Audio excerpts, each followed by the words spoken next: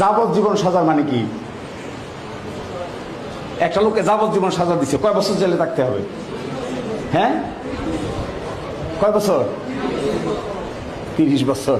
যাবজ্জীবন সাজার মানে 30 বছর। অ্যাকচুয়ালি জেল খাটতে হবে 22.5 বছর। 22.5 বছর, 22.5 বছর জেল খাটলে পরে যাবজ্জীবন সাজার আসামিকে মুক্তি দিতে হবে। এটা ছিল না। মাঝখানে এস.কে. সিনহা বাবু এসে একটা রায় দিয়ে বললেন যাবজ্জীবন মানে হইল আমৃত্যু কারাদণ্ড।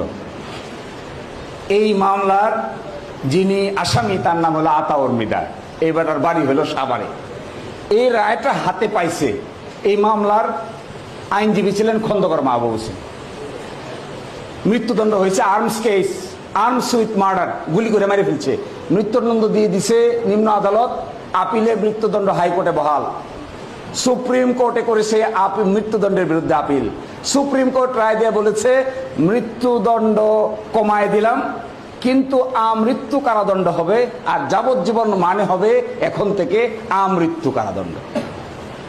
এই রায় পাওয়ার পরে খন্দকার সাহেব খালি মুরগির মতো জিমায় কয় আমার ওকালতি জিন্দিগিতে এত বড় একটা সর্বনাশ আমি করে দিলাম।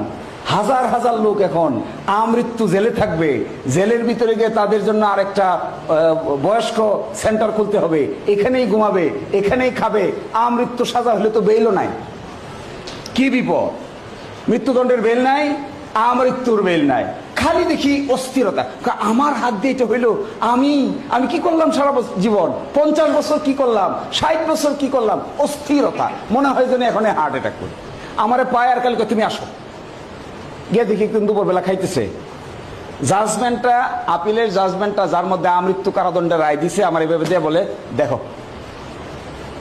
শান্তিতে থাকতে পারতেছি না, কিছু একটা করতে হবে।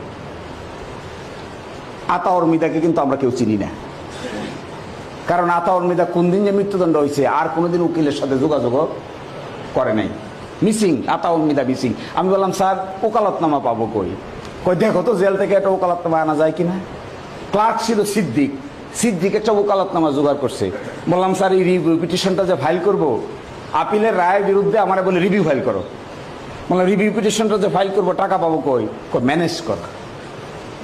রিভিউ পিটিশন ফাইল করলে 10,000 টাকা পকেট থেকে আগে সুপ্রিম কোর্টে জমা দিতে হয় সরকারের কাছে। তো বললাম স্যার টাকা, ম্যানেজ করো। তখন আমি বুঝলাম যে উনি চাচ্ছে আমি এটা ম্যানেজ করি।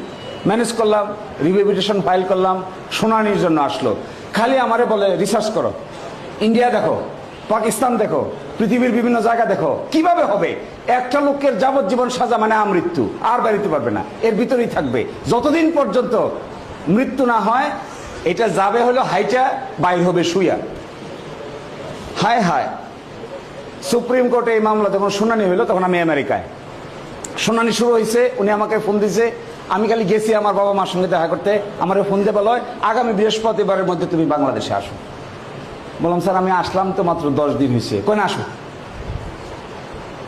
ওই শিশু সুলভ কথা, আসো আমেরিকা থেকে আসো। এটা এমন না যে আমি বগুড়া থেকে ঢাকায় চলে যাব, কই আমেরিকা থেকে আসো। তখন বুঝলাম যে ওনার এই কথাকে অমান্য করা আমার মতো জুনিয়রের পক্ষে সম্ভব না, দরকারও নাই, তাহলে উকালতি শিকার হবে না। আমি টিকিট কাটলাম, আমার ওয়াইফকে বাচ্চাকে রেখে মা বাবার কাছে আমি নিজে একটা টিকিটটাকে আগাইয়া বৃহস্পতিবারের ফ্লাইটে ঢাকায় আসলাম, শুক্রবারে ঢাকায় আসলাম, শনিবারে বাসায় গেলাম, রবিবারে মামলা শুনানি হবে। বন্ধুত্ব কিন্তু মাই লর্ড জি হুজুর করে বন্ধুত্ব হবে না ওকালতিতে। ওকালতিতে বন্ধুত্ব হয় চ্যালেঞ্জ দিয়ে। আমি সুপ্রিম কোর্টের একজন উকিলকে তখনই সম্মান করব যখন আমার সঙ্গে আইনি ফাইটে চ্যালেঞ্জ করে হাড্ডাহাড্ডি লড়াই হবে। দেন স্যার, বেল স্যার, জামিন স্যার, বিপদ স্যার, এগুলো করলে তো বন্ধুত্ব হবে না। এগুলো হইলে মাস্টার সার্ভেন্ট রিলেশন হবে। উকিল আর জজ সাহেবের মধ্যে মাস্টার সার্ভেন্ট রিলেশন থাকার কথা না, ফ্রেন্ডশিপ গড়ে ওঠার কথা।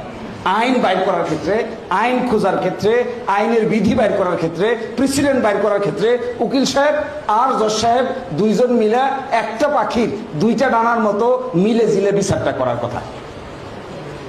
কিন্তু একটা পাখির দুইটা ডানা হবে না যদি আপনি আইন কানুন না জানেন, আমি আইন কানুন না জানি, আমাকে তিনি আন্ডারমাইন করেন, আমাকে নিয়ে হাসেন, আমি জানি না এই বলে তিনি টিটকারি মারেন, তাহলে জীবনেও এক পাখির দুই ডানা হবে না।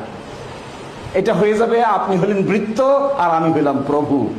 না, এগুলো কনসেপ্ট একবারে তুলে দিবেন, একবারে তুলে দিবেন। সিনিয়রের পিছে এমন ভাবে লাগবেন একেবারে গ্লু, সুপার গ্লুর মতো। সিনিয়র খাইতে গেলে খাইতে যাবেন, ঘুমাইতে গেলে ঘুমাইতে যাবেন। এক সময় পরে সিনিয়র বিরক্ত হয়ে কইতো, তুই বাবা আপাতত বাড়ির যা, আর না হলেই পেশা শিখা যাবে না। এটা হবে না। যদি ওই পর্যায়ের সিনিয়র হয়, উনি কিভাবে খায় এটাও একটা শিক্ষার ব্যাপার। যদি ওই পর্যায়ে সিনিয়র হয়, উনি কিভাবে হাঁটে এটাও একটা শিক্ষার ব্যাপার। ওই পর্যায়ে সিনিয়র হয়, তাহলে উনি কিভাবে একজন বিচারকের সঙ্গে কনভারসেশন করে এটাও একটা শিক্ষার ব্যাপার। ওই পর্যায়ে সিনিয়র হয়, উনি কি কথা বললে পরে বিচারক সন্ধ্যাবেলায় আবদালিরে পাঠায় খবর দেয়, রাতের বেলা আপনি একটু দয়া করে বাসায় আসবেন, আগামীকালকে জাজমেন্ট দিতে হবে, উত্তর দক্ষিণ খুঁজে পাইতেছি না, একটু দয়া করে সাহায্য করবেন। যাদের এই অভিজ্ঞতা আছে তারা জানেন কিভাবে জজরা ডাকে। আছে না অভিজ্ঞতা এরকম উকিলের? আছে, কিন্তু সেই পেস্ট লাগানোর ক্যাপাসিটি আপনার থাকতে হবে। একটা অভিজ্ঞতা